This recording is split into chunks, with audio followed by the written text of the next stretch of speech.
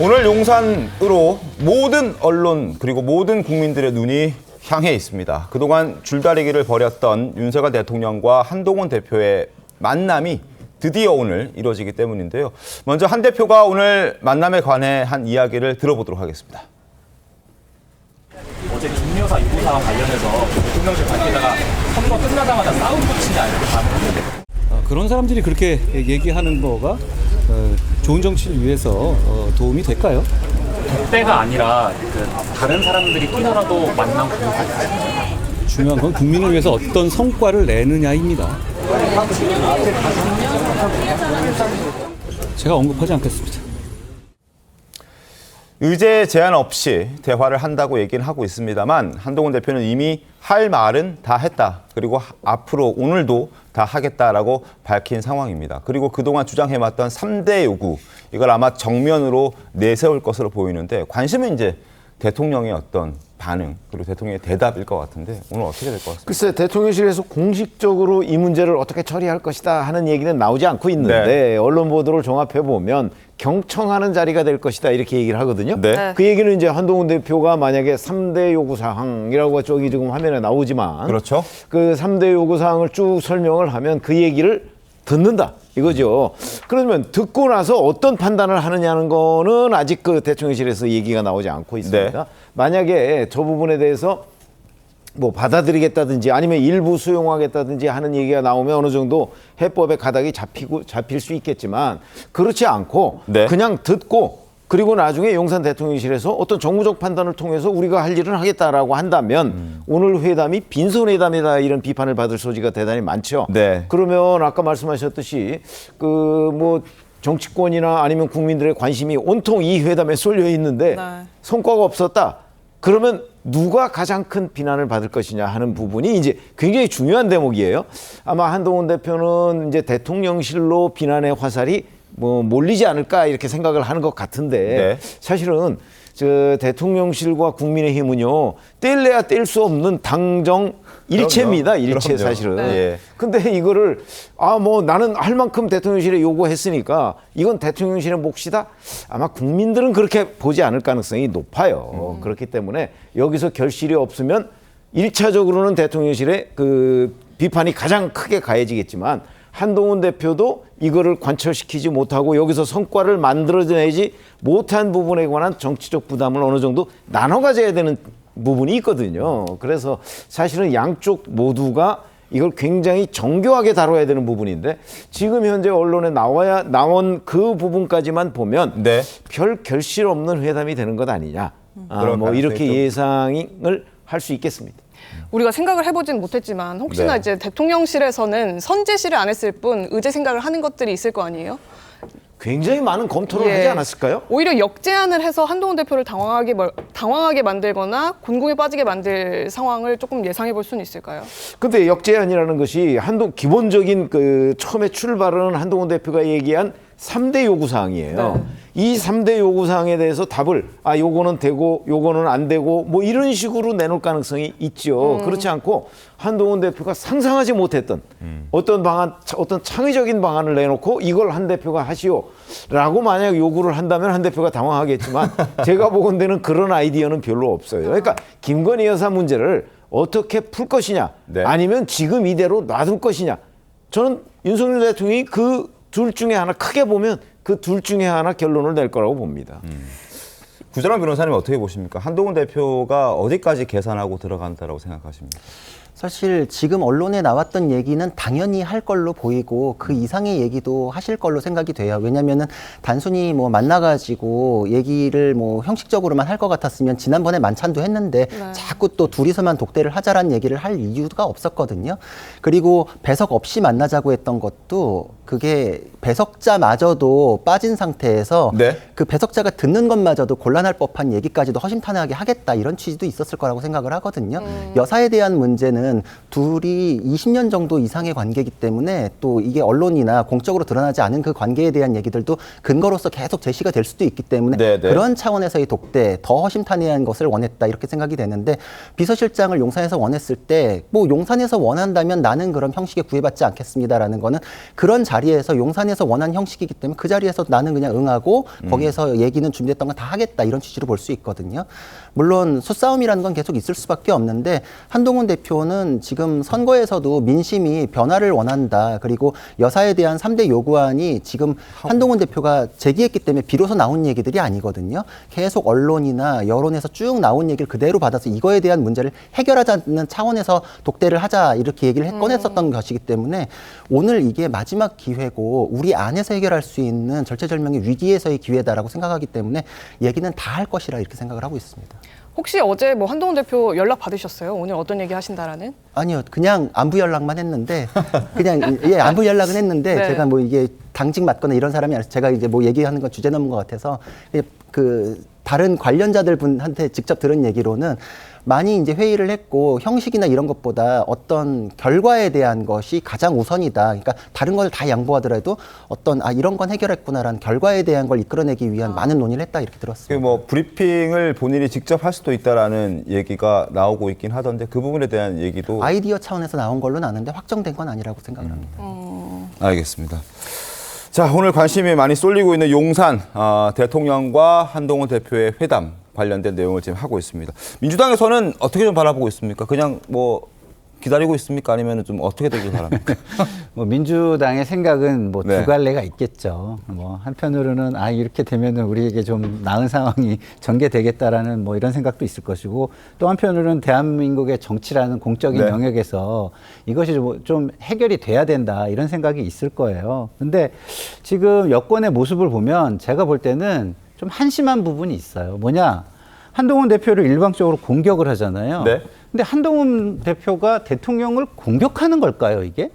저는 그렇게 느껴지진 않거든요. 정치권에 오래 있었던 사람으로 이거는 출구 전략의 하나로 막 고심고심하는 모습으로 보이지 네. 이거를 대통령에 대한 공격이다 이렇게 얘기하는 사람들은 좀 이해가 안 돼요. 오늘 뭐 김태흠 지사도 뭐 이렇게 공격을 좀 했더라고요. 네. 관종이니 뭐 대통령을 밟는 사람이 밟고서 성공한 사람 못 봤다 이렇게 공격했던데 그 말이 맞을까요? 대통령을 이게 밟는 걸까요? 이게 민심 아닐까요? 그러면 김태흠 지사가 그렇게 얘기하는 건 민심에 역행하는 얘기는 아닐까요? 그리고 당 대표는 경선에서 승리한 사람이잖아요. 그게 당심이고 또 민심이잖아요. 네. 네. 그럼 본인은 경선을 불복하는 사람은 아닌가요? 저는 그런 측면에서 볼 때 김태흠 지사의 사심이 좀 과하다. 그리고 저런 사심이 과하면 이 국면을 탈출할 수 있을까? 출구 전략이 마련이 될 수 있을까? 결국 여권이 국민의 지지 속에서 외면을 받고 있다라고 한다면 과거에도요. 여당 내에 야당의 모습을 갖춘 지도자가 나타나서 새로운 정권을 창출한 적이 있어요. 네, 그런데 그렇죠. 그런 것들을 왜 알고 있으면서 저렇게 할까? 저거는 제가 볼 때는 그냥 자기 개인 정치, 개인 이익, 사심에서 비롯된 얘기일 것이다. 라는 생각이 들어서 좀 개인적으로 좀 한심하다 이런 생각이 듭니다. 알겠습니다. 순수하지 근데 못한 저는 지점. 김태흠 지사가 얘기한 것이 네. 이 내용 또는 결과를 얘기한 게 아니라고 보거든요. 결국 형식의 문제예요. 한동훈 대표가 제기하는 게 이제 언론을 통해서 공개적으로 문제를 제기하고 있잖아요. 네. 물론 뭐 김종혁 부총장이나 뭐 이런 사람 얘기를 들어보면 그동안에 비공식적으로 이런저런 얘기를 대통령실에 했는데 네네. 대통령실에서 미동도 안 하더라. 그러니까 이제 공개적으로 압박을 하는 수밖에 없다. 뭐 이렇게 얘기를 했는데 그 진실은 저희가 알지 못해요. 아직 언론 보도를 종합해 보면 그동안 한동훈 대표가 대통령실을 향해서 김건희 여사 문제 해결을 얼마나 집요하게 얘기를 했는지는 명확하지 않지만 적어도 집권당 대표가 대통령실과의 어떤 현안을 해결하는 방식은 지금처럼 언론을 통해서 공개적으로 압박해서 대통령실을 굴복시키겠다. 이런 식의 방식은 이제 김태흠 지사 같은 경우는 정치권에서 잔뼈가 굵은 사람이거든요. 네네. 그러니까 본인이 본 정치의 관점으로는 이건 맞지 않는다.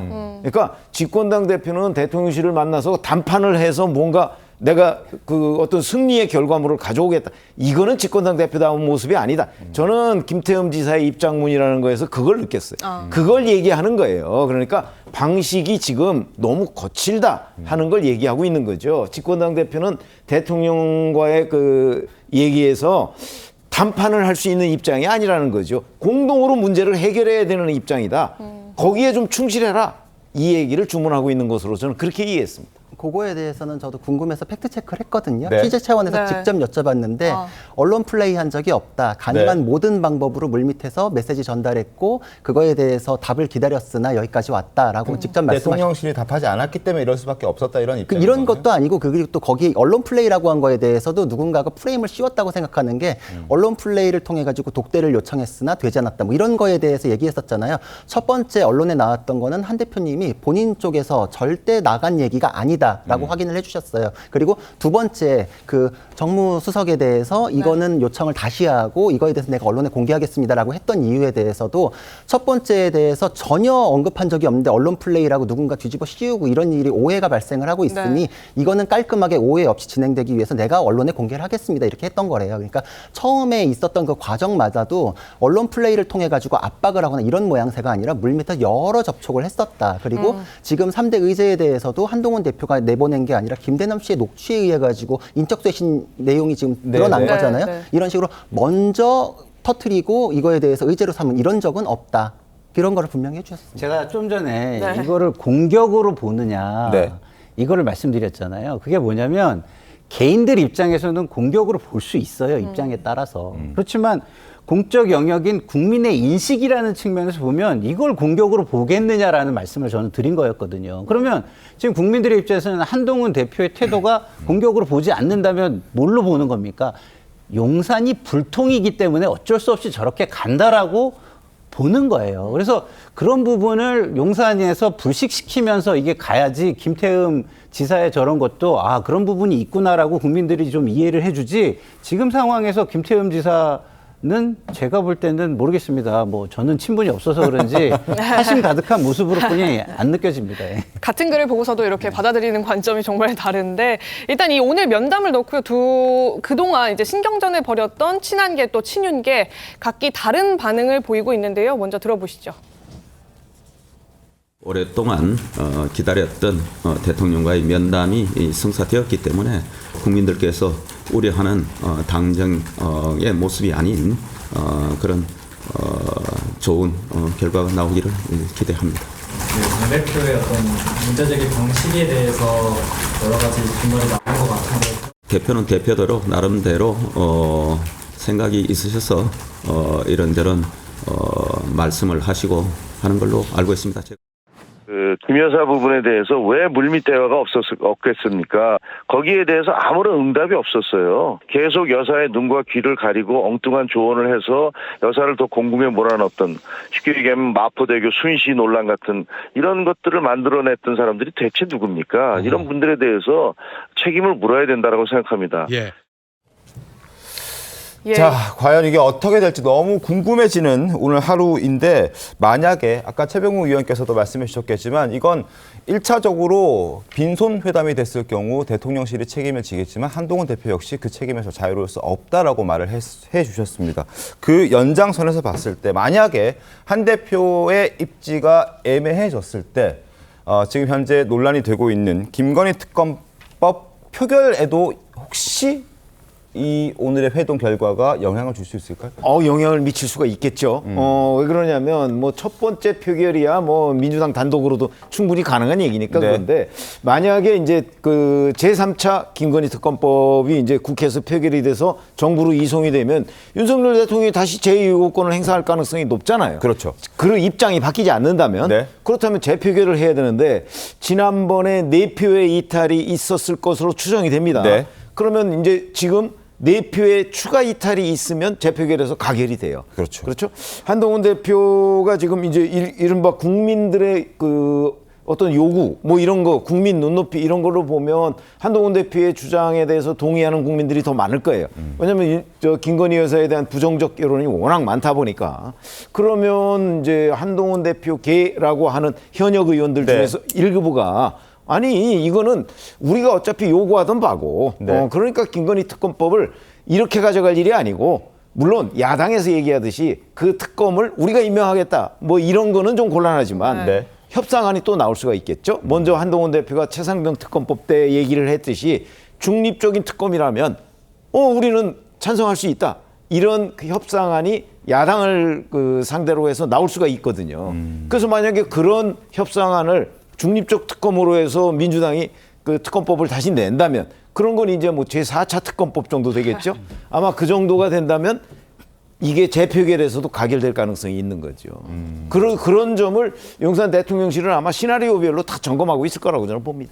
그러니까 지금 우리 편집장님 말씀하신 거는 요번 법안은 만약에 통과가 돼서 재의결을 하면은 그 수정안이 불가능하잖아요. 네. 그래서 그거는 안 될 수 있지만 그 다음 특검법이 발의될 때 합의에 의해서 수정안이 만들어질 가능성은 충분히 있다 이렇게 말씀을 주시는 것 같아요. 저도 좀 그런 생각 지금 편집장님 그 생각에 좀 동의가 되는 부분이 있습니다. 그러면 제2표결할 때 이탈표가 추가로 늘어날 가능성까지는 그거는 좀 없다고 보는 게 맞는 것 같고 좀 전에 말씀도 그 말씀이신 것 같습니다. 뭐 그렇거나 아니면 이제 재표결 자체를 늦추고 수정안을 만들 수도 있죠.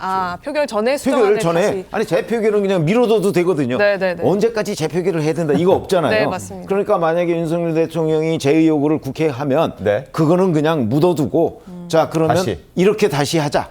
이렇게 그 여야 간에 한동훈 대표와 이재명 대표 간에 의견이 일치를 볼 수 있어요. 그렇게 되면 사실상 김건희 특검법을 대통령실에서 안 받을 수가 없는 왜냐하면 재표결에서 가결이 되면 이런 상황이 될 수 있다는 거죠.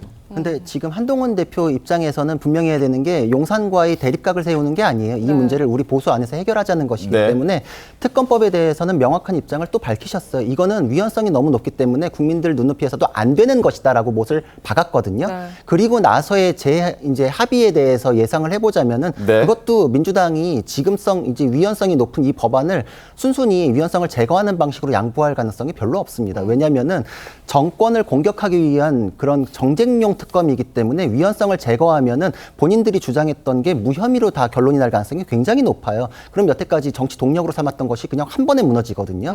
제가 보기에는 그 이후에 민주당이 합의안을 통해 가지고 자신들이 원하는 그 위헌성 조항들을 빼기는 어려울 것이다. 네. 그러니까 이번에 법안에 대해서는 한동훈 대표가 용산을 지켜주기 위한 차원에서의 독대라는 것을 명확히 했다라고 생각을 하고 보수 안에서 지금 정치적으로 국민들 눈높이에 맞는 해결책을 뭐 제2부속실, 특별감찰관 이런 식으로 풀어나가면서 특검에 대한 동력을 상실시키는 거 여기까지 플랜이 있지 않을까 이렇게 생각을 합니다. 근데 변호사님 말씀은 네. 약간 진영에 기반한 말씀인 것 같고요. 위헌성을 빼면 그다음엔 다 무혐의일 거다.